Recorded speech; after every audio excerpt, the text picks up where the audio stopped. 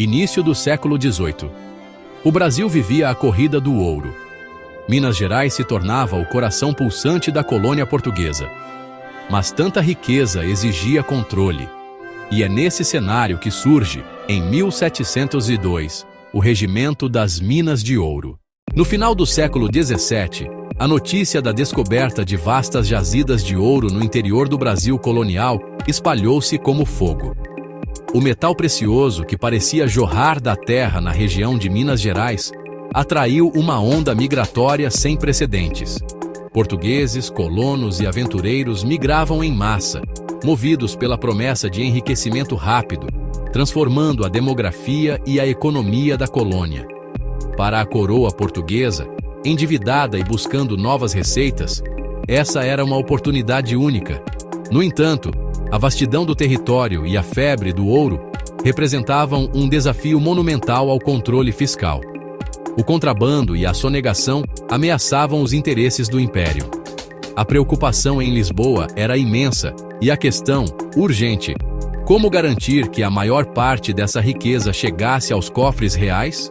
A resposta foi o Regimento das Minas de Ouro de 1702, um conjunto de leis para organizar a exploração e assegurar o pagamento do quinto, o imposto de 20% sobre todo o ouro extraído. Com a descoberta de ouro no final do século XVII, uma corrida desenfreada tomou conta do interior do Brasil, gerando caos e conflitos. Para a coroa portuguesa, a desordem ameaçava seus lucros. Era preciso impor ordem e garantir o controle sobre a extração. Foi nesse contexto que, em 1702, nasceu o Regimento das Minas de Ouro, um documento fundamental da nossa história colonial. Este complexo código legal detalhava como as terras seriam divididas em datas e distribuídas. Instituía a cobrança do imposto mais famoso, o quinto, que correspondia a 20% de todo o ouro extraído. O regimento também criou a Intendência das Minas, um órgão com amplos poderes para fiscalizar, julgar e punir. As regras eram rígidas, determinando quem podia ou não participar da mineração, buscando evitar conflitos de interesse. Em essência, o regimento era um sofisticado instrumento de poder. Cada artigo foi pensado para maximizar a arrecadação para Portugal e sufocar o contrabando. A palavra-chave era controle. Um controle absoluto que se estendia da prospecção ao transporte, garantindo que nada escapasse ao olhar atento da coroa. Essa pressão fiscal e administrativa seria, mais tarde, um dos principais estopins para as revoltas na colônia. Entre as normas estavam: divisão das terras em lotes para exploração.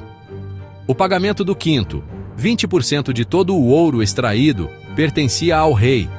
Fiscalização intensa, com oficiais enviados diretamente da metrópole. Punições severas para quem escondesse ouro ou burlasse o sistema. O regimento não agradou a todos. Muitos mineradores viam as regras como duras e injustas. Isso gerou conflitos, contrabando e até revoltas locais. Ao mesmo tempo, a coroa consolidava cada vez mais seu poder sobre a região das Minas. O Regimento das Minas de Ouro de 1702 foi a resposta da coroa ao caos da corrida pelo ouro. Para conter os conflitos violentos, a Intendência das Minas foi criada, estabelecendo regras para a exploração e distribuindo os lotes de mineração, as datas. Embora a tensão social permanecesse, foi uma tentativa de impor uma estrutura legal e afirmar a autoridade real sobre a riqueza recém-descoberta. Este foi o alicerce de uma implacável política de controle fiscal. O mecanismo central era o quinto, imposto de 20% sobre todo o ouro. Para garantir a cobrança, as casas de fundição foram estabelecidas. Todo o ouro era obrigatoriamente derretido, transformado em barras timbradas e taxado.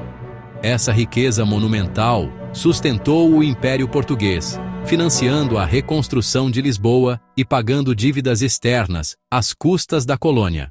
Contudo, o legado foi ambíguo. A prosperidade era para poucos, forjando uma sociedade desigual, sustentada pelo trabalho brutal de africanos escravizados. A opressão fiscal e a vigilância constante alimentaram um profundo ressentimento. Esse sentimento de exploração culminaria em revoltas, como a Inconfidência Mineira de 1789, uma reação direta à ganância da metrópole e à semente do desejo de independência. Regimento das Minas de 1702 foi muito mais que um conjunto de leis. Foi o início de uma era em que o ouro transformou o Brasil, em riqueza, em conflito e em história.